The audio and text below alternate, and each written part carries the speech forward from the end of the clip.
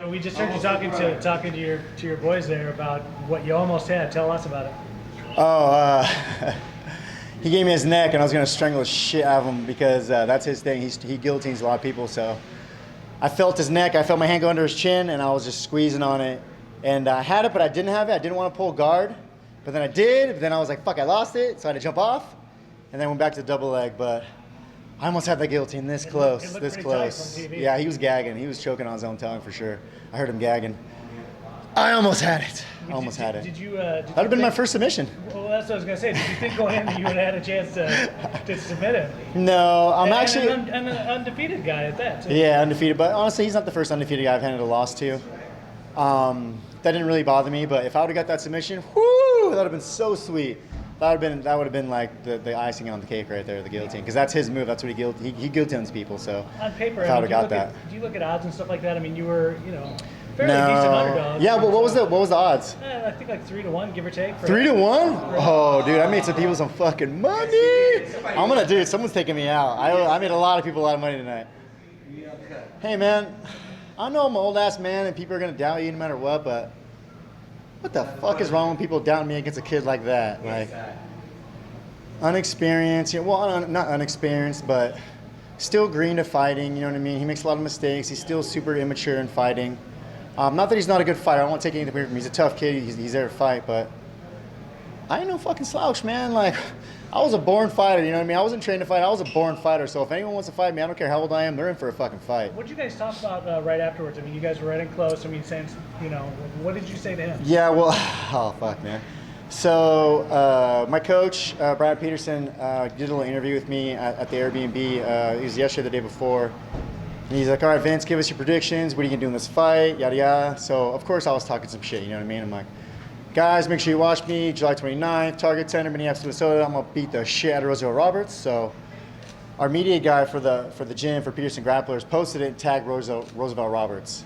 So Roosevelt obviously saw it, was like, what the fuck, man? Like, I thought we were keeping it cool. This ain't cool. Like, this fucked up, yada, yada. So I'm not that way, you know what I mean? I'm not a shit talker unless the guy's a fucking douchebag. Like, I'll talk shit to him, you know what I mean? I don't talk shit to anyone. It's not how I am. I'm here to fight and win, lose, or draw. Like, I consider everyone here, we're coworkers, but I consider them all brothers, you know what I mean? Brothers fight sometimes, so afterwards we'll be cool, you know what I mean? So I wrote back to him, was like, hey man, like, I even fucking chewed my coach out, and the dude that wrote it, like, hey, dude, don't fucking do that shit. Don't tag him, untag him, like, fix that shit. That's fucked up. I sent him a message on social media. Was like, hey man, that wasn't me. I ain't like that. I don't roll like that. So I just want you to know I got big respect for you. It's not like that. I wasn't there talking shit. That's for the people. You know what I mean? Like, that's nothing personal. That's business talk. You weren't supposed to be tagged. I'm sorry. I had him change that. Chewed the dude out. So I just let him know that, like, hey man, like that was cool. I just wanted to let him know, reiterate to him that wasn't me talking shit to him. It wasn't being disrespectful to him at all. I wasn't meant for him to honestly see unless he was digging for you. You know what I mean? Because if you dig for shit, you're gonna find it. But I just let him know that it wasn't personal, that wasn't intended for him to be tagged, and it wasn't intended for us to deliberately talk shit to his face, you know what I mean? So that's all I said, just give him respect, you know what I mean? Because he's a tough kid, he's done very well for himself, and he'll continue to do well for himself. He's 25 years old, man. The kid's a fucking stud. He's already in the UFC at 25 years old, so he could be the next John Jones, honestly. You don't know yet. Yeah. You were saying earlier that your experience sort of played a part in this fight. He makes a lot of mistakes.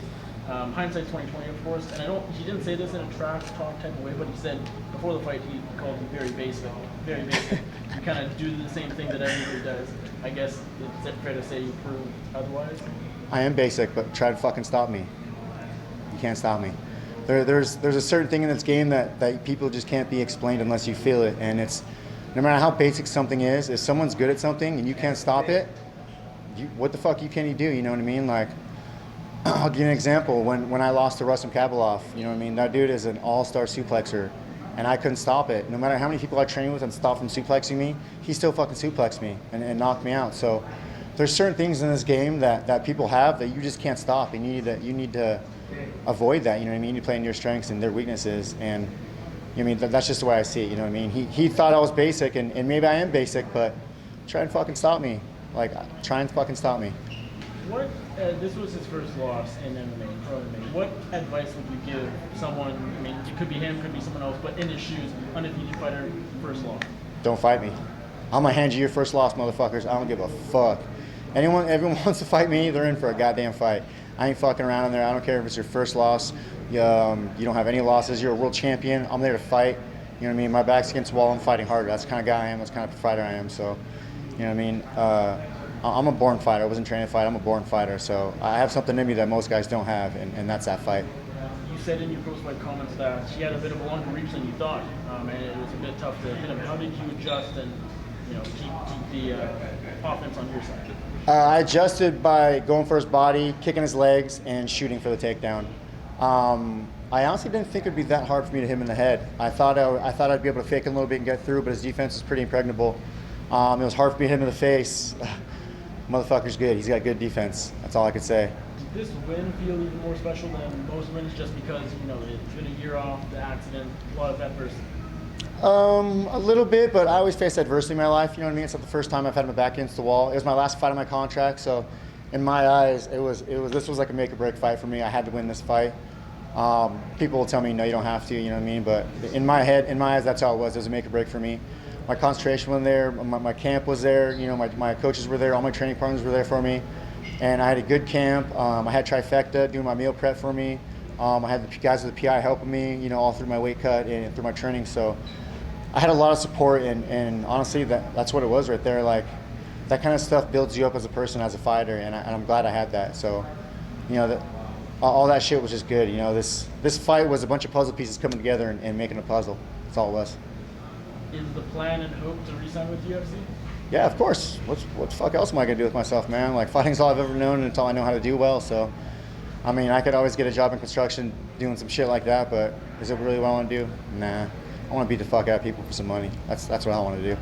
Where do you, with this win, with sort of where you stand, where do you fit into the lightweight division right now? Honestly, I feel like I fit in with the top dangerous guys. You know what I mean? I could fight any of the top 10 guys and be a hard fight for them and take any one of them out in a moment's notice. So I'm no joke. I'm here to fight. You know what I mean? A lot of people bring up my age and ring rust and shit like that, but like I said, I'm a born fighter, and whether I'm 25 or 55, I'm going to fight my way through whatever I have to.